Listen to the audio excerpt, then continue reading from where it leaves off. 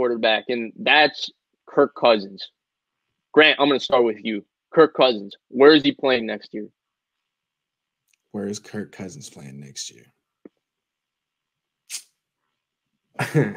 I was just going to listen to Blake and steal his answer. My thing, yeah, you go, Blake. All right, I'll go. I think he'll most likely, like 80-95% chance he's staying in Minnesota.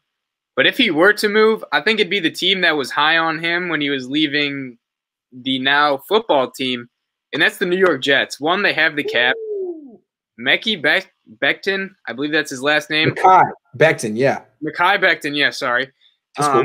Dude's a beast at left tackle. They have a high pick. They could trade down and then maybe take a stud, pick up some more assets.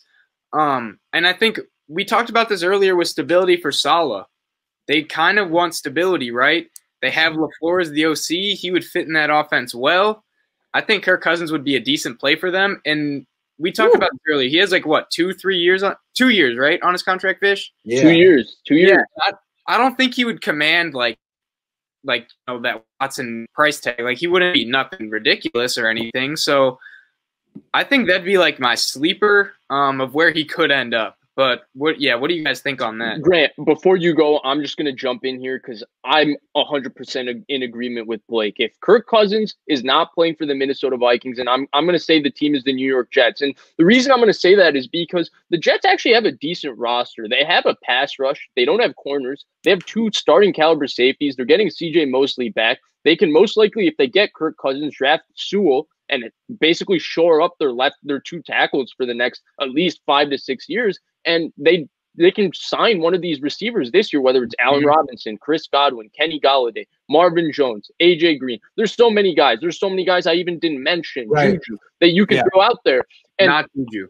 Right. And so what you got in Kirk Cousins is a guy that's a perfect fit for this system. You've touched on it in the past. Robert Saleh thinks highly of Kirk Cousins' football acumen and his toughness. I'm sure Mike LaFleur, because Matt LaFleur, Sean McVay, Kyle Shanahan all love Kirk Cousins. I'm sure Mike LaFleur has similar feelings about Kirk Cousins. And what you do is you bring in Kirk Cousins and you follow the Grant Cohn philosophy and you draft a quarterback at number 3. Kirk Cousins, you have an opportunity to win and be a solid team for the next 2 years. He can teach this system, and you got a quarterback that fits this system and can set a culture. And then now you can bring in, if you think Justin Fields is going to be a superstar, you sit him for 2 years, teach him an offense, and with those physical tools, you can actually make him a superstar. So, yes, I think it's more than likely he stays with Minnesota, but I think Blake brought up the most interesting point. And that is that the New York Jets actually might be the best fit for Kirk Cousins. Well, so you're saying that Deshaun Watson's not going to end up on the Jets? I don't think so. I don't think it's a great fit for them either. They're a rebuilding team. Why would you trade away everything you've worked to get for Deshaun Watson and then not have enough to put around him? Number 2. That's true. That's true. Hey, the only other team I was going to think was, what about Denver? Nah. John Elway would get axed for that. Like an Elway guy. He's not that Brock Osweiler, that Paxton Lynch. You got to be at least 6 foot 4 if you're going to play in Denver. Those are the rules. I don't make them. Okay, cool. Hey, I'm with you. I was not thinking the Jets. That's a good one. I like this game. I have nothing to contribute, but I like it.